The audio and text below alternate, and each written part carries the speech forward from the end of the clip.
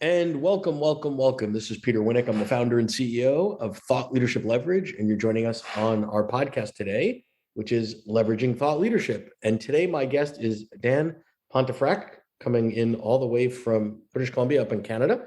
Dan is a multiple TEDx speaker, a 4 times author, probably going on 5 sometime soon, the founder and the CEO of the Pontefract Group, an esteemed member of the Thinkers 50, and the former Chief Evangelist Officer and CLO at Telus. And before we go any further describing how great he is, let's just dive in and talk to him because he's sitting right here. So welcome, Dan. Thanks for coming on.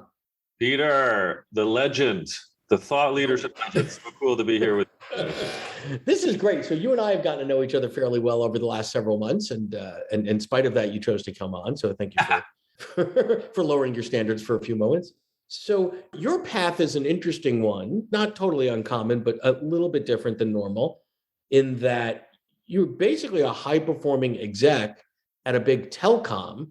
And during your time there, amongst other things, you developed your thought leadership, you started speaking, both as part of the job and as part of your passion. And now here we are several years later, and you're on your own. So maybe let's start with sort of how that journey came, because you could have continued to be an incredibly successful exec, but then you sort of pulled off of that, right? So let's talk about sort of that transition. I guess I needed to stay married. That's the number one reason. Get out of Denise's hair, right?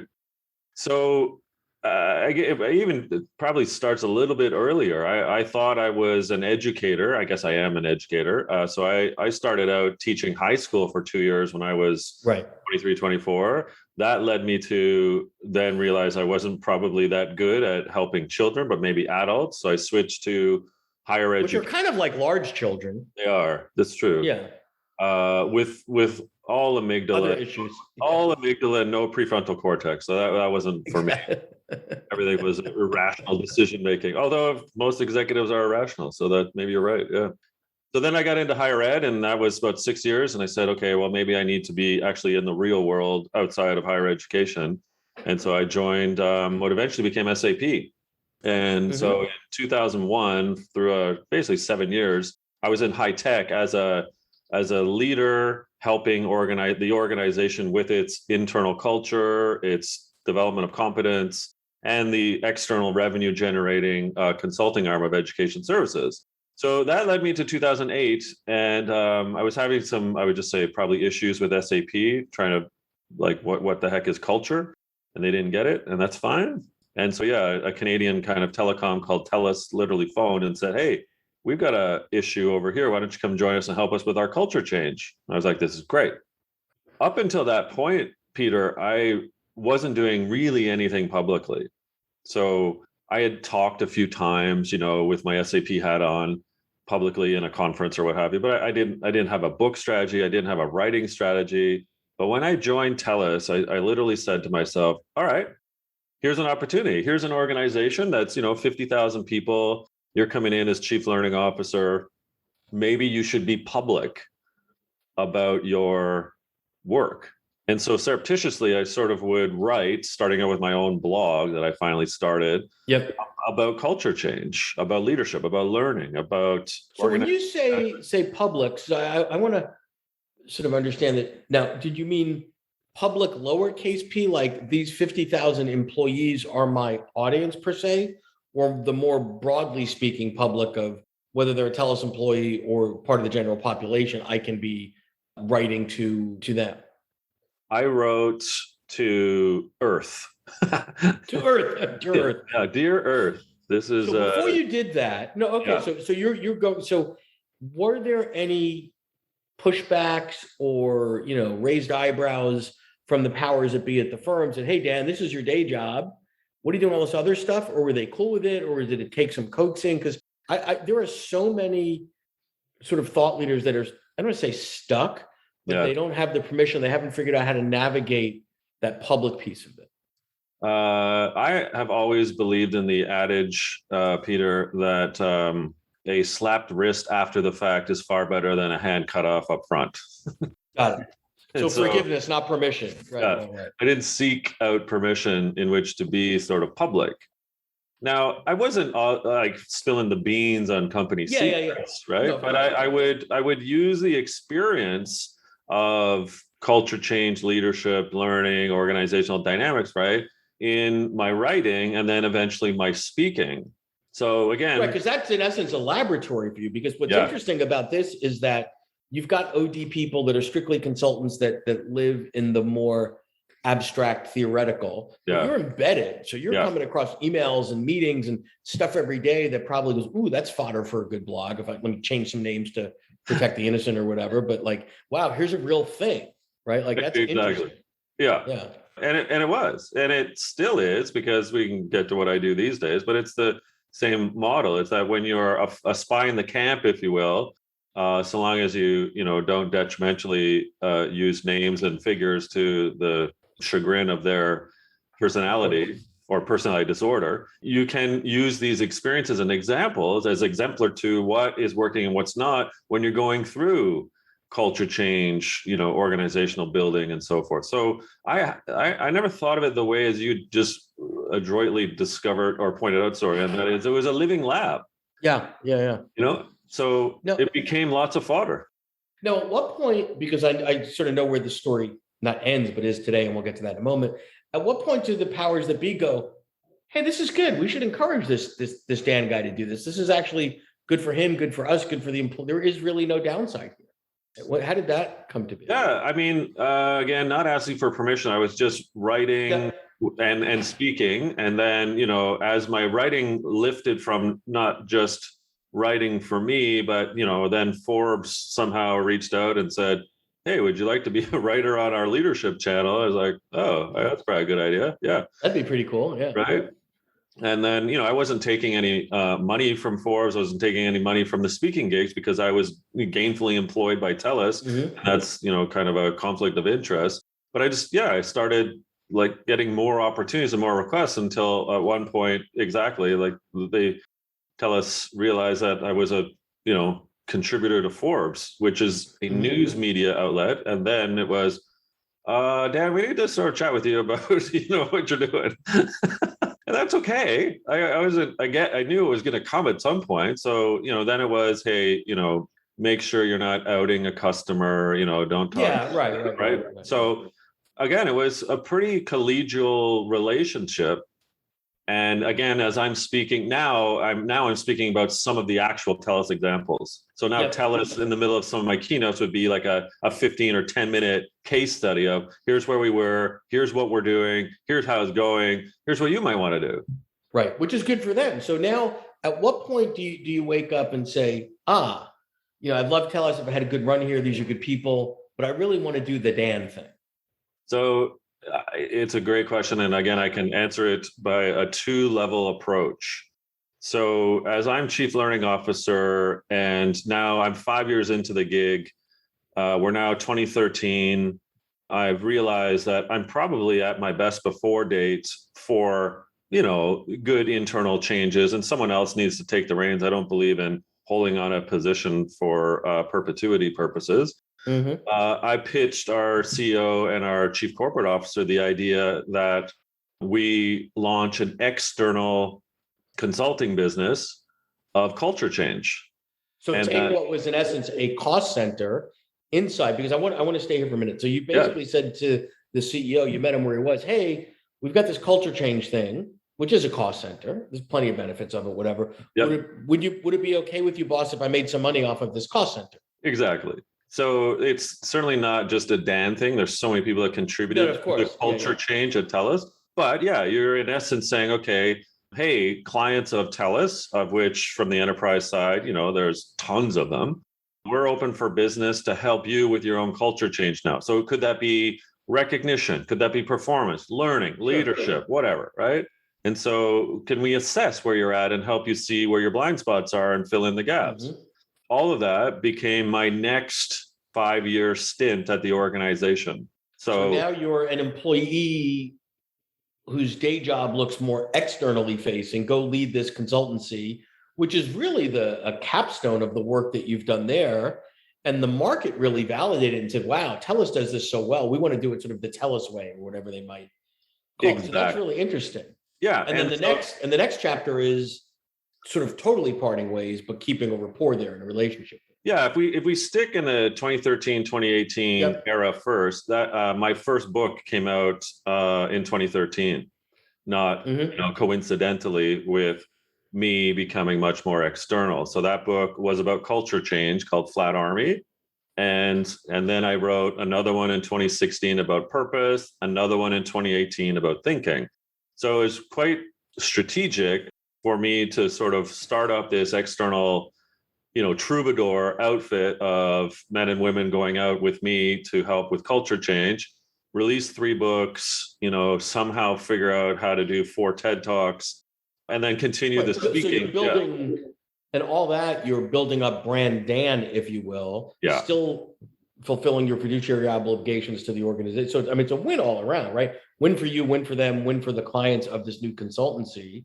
And, the byproduct is elevating your own personal brand, but not at the expense, because I think there's a lot of folks that leave a corporate world to go into the thought leadership world. And when you look back on their last year, 2 or 3 in the corporate world, it's a little gray and fuzzy in terms of where their allegiances lie. And that's not the case here, which is kind of well, and then so now we fast forward to 2018, just to follow on that really salient point, as I'm leaving the organization at the end of the year, the CEO asked me to essentially stick around, not on a full-time basis, but to help in 2 ways. One is, I launched something called the Telus MBA for Telus team members, and I'm still the director of that, kind of on a gig economy part-time basis to help ad hoc, whatever. Exactly. And this past week, we're recording this, but this past week we just finished up cohort 3 and started cohort 4. And I'm very much happy and privileged to be a part of that kind of ecosystem of team members. So I'm still affiliated, if you will, with Telus, with the Telus MBA. And then I'm on a sort of another retainer with them that they can tap into me as they see fit to work with their clients. They sort of just plop me into their world. If you're enjoying this episode of Leveraging Thought Leadership, please make sure to subscribe. If you'd like to help spread the word about our podcast, please leave us a review and share it with your friends. We're available on Apple Podcast and on all major listening apps, as well as at thoughtleadershipleverage.com/podcasts. Stay there for a minute, because this is, I think, a really important point here. And you've done so many things so well in this journey. I think this is critical, is people's brains, or the way people tend to think, is binary. I'm going to work for them or not. I'm going to do this or I'm going to do that. And maybe it wasn't as deliberate or strategic, but the concept of making your former employer your first client. You're not the first one to figure this out. But a lot of people forget, like, either they're afraid to have that conversation, or they don't think about it. But it's like, wait a minute. As an employee, they loved me, right? It wasn't like, oh, it's time for your story isn't one time for me to go. I wasn't getting my needs met, blah, blah, blah, blah, blah.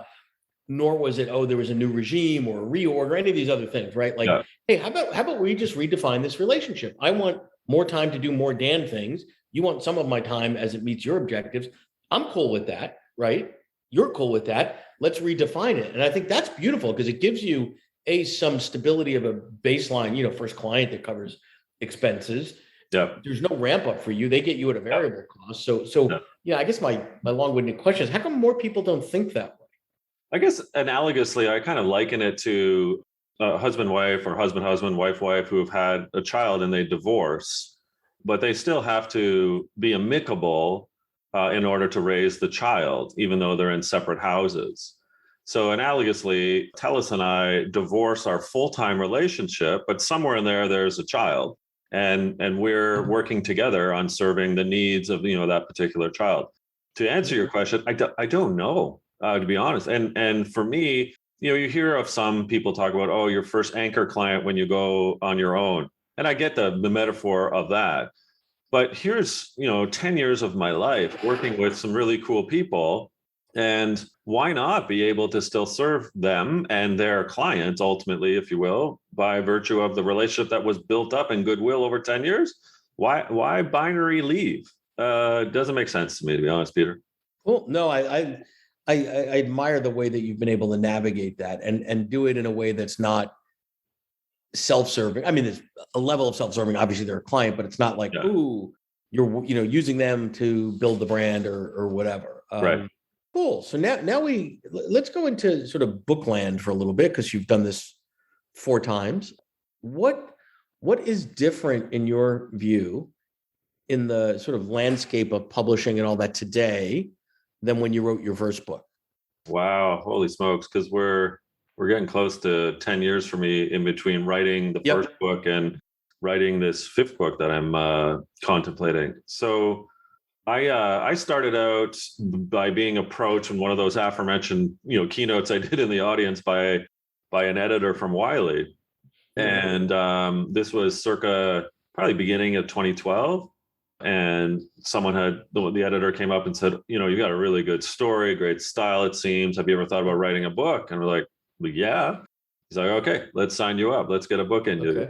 And so that was magical and surreal, because you're just doing a talk, and next thing you know, you've signed a Wiley contract.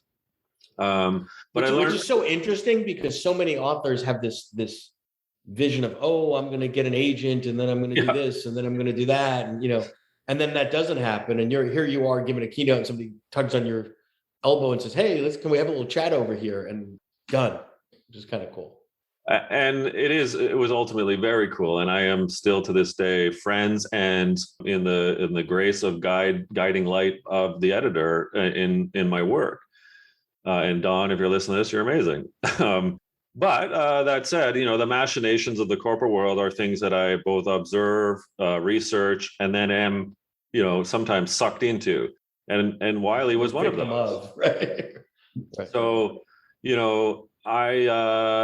I became slightly jaded by, one of the big 5 publishers that basically treated me like a number and didn't believe in me. And sure, they published the book, but I didn't want to be a number. So, they have right of first refusal on book 2, as any publisher really does. Sure. And I said, look, can I not do this with you? And they're like, sure, you're crazy. I'm like, whatever. So happily found my way into what is now, I think, effectively known as the hybrid publishing world, where I partner with a group back in Canada called Figure One Publishing. And they make 2 types of books. They make business books, and they make sort of coffee table, like, beautiful books. And I wanted that marriage of great salient editors that could understand what a business book is and make them beautiful. And so I've been with them for the past 3 books, and 1 more coming out. That's fabulous. Very, very cool. So as we start to wrap up a little bit here, my instincts are there are a couple of folks out there listening right now that are like Dan circa whatever, 2005, 2008, 2013, good jobs, good companies, having fun. There might be an itch, there might be something where they built something internally that their instincts are telling them, wow, there's more to unleash here. If I can get the power, I can have more impact than the limited audience of my fellow employees. What might you counsel them to think about, do, not do, consider, etc.? The interesting thing is, I look at someone who's been a mentor of mine, like Roger Martin, who was dean of the Robbins School of Business for 12 years out of U of T. And in the midst of him being a dean without a PhD, kind of first time ever for a business school, right? Here he was, not only coming out of the monitor consulting world, going into academia, but saying to himself, I'm going to write some pretty damn good books during my time as dean. And of course, as we all know, he's got a plethora of great books that came out during that time. So where I'm going with this is that I think it's totally irresponsible, if you're a thought leader and a thinker, to suggest that you can't have a public persona, that your intellectual kind of curiosity can be made available out there in the external world. And if you're employed by an organization, imagine Telus or Rotman shutting down me or Roger. What does that say about the organization's culture? What does that say about you and your role in that particular organization? Right. So if you're being reprimanded or handcuffed, frankly, you've picked the wrong horse. So, make sure you're doing everything you can to have that right decision on the right role in order But to. there are some caveats there. But there are some caveats and we didn't touch on this. I'm sure your performance was super high, right? In terms of the things, your KPIs, what you spent, it wasn't like the day job was suffering so you can go out and become a country music singer. That's not cool. Yeah. Right? So you've got to perform at the highest levels and the highest standards to earn the right to get a little bit of wiggle room. Right? Exactly. So don't throw the proverbial baby out with the bathwater. Do your job, do it well, execute, so they can't question you, on anything that you are doing, quote, extracurricularly outside of the business. But I think if I look at the thought leaders that I know that have made that transition, each and every one of them were top notch at their day jobs. There wasn't any of them that were sort of in that middle, quartile or whatever, kind of piddling along, because there wouldn't be a tolerance for that. They're like, yeah, Dan's doing all these things, but Dan should really do his job really well first before he becomes an author, a speaker, a rock star, or whatever. And I guess some of those people they get found out, they get called out. It's pretty easy to see those that are fixated on their external persona, right? Rather than that external persona almost becoming an outcome of the good work that you're doing in role. Exactly.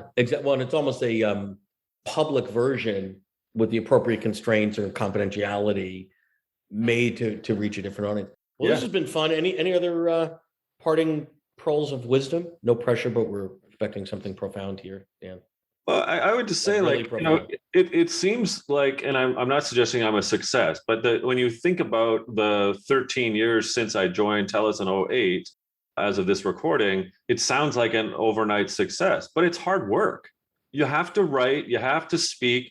I must have published 200 pieces and done 200 talks before it actually started to amount to anything like a book deal or, a TED Talk request or what have you. So I would just urge you to do the hard work and remember that unless you are Simon Sinek with 3 circles in a TED Talk, there's no real overnight success. Right. Well, thank you for that. I appreciate your time. I appreciate you joining us today and sharing your story. It's a great one. So thank you so much, Dan. Thanks for what you do, Peter. Best to you and to Bill. Thanks. To learn more about Thought Leadership Leverage, please visit our website at thoughtleadershipleverage.com. To reach me directly, feel free to email me at peter@thoughtleadershipleverage.com. And please subscribe to Leveraging Thought Leadership on iTunes or your favorite podcast app to get your weekly episode automatically.